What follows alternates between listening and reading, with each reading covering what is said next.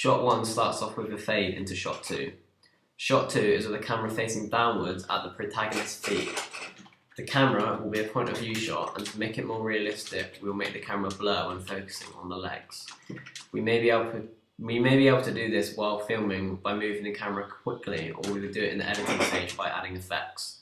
This will help show the confusion of the character and will help to put the viewer in the character's perspective.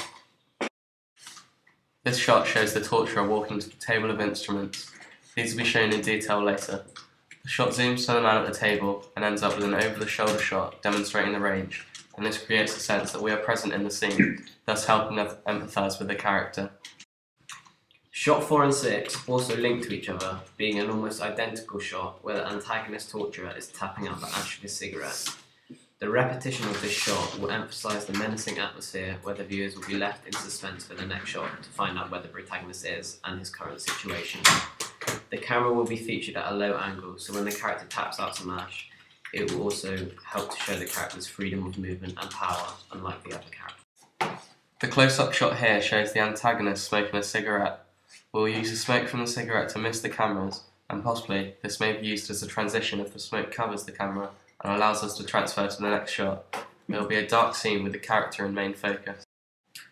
A pan shows the range of weapons here over the table of tools. This shot will be very slow to create tension, and it may be the case that we have to blur to create a sense of confusion. The table will have all the weapons spanned across in no particular order to show the unprofessional nature of the torture. Shot 8 is a mid-shot of the antagonist, with the protagonist being featured behind. This broader shot will emphasise the antagonist's authority over the protagonist, whereby the protagonist has been reduced to a smaller size.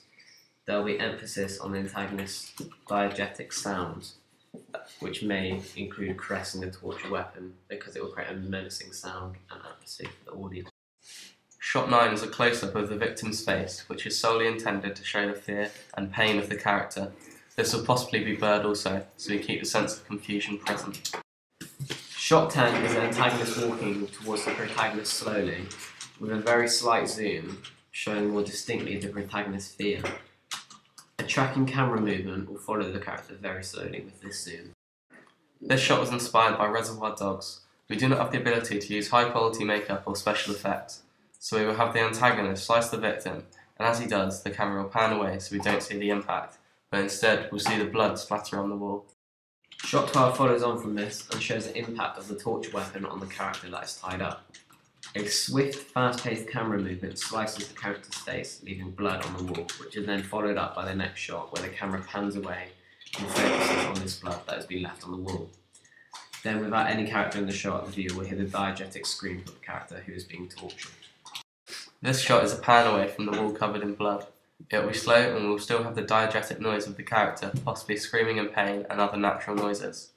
After this, a quick cut will take us back to the 13th shot from scene 1, in which the character is depicted with the gun pointed at his head.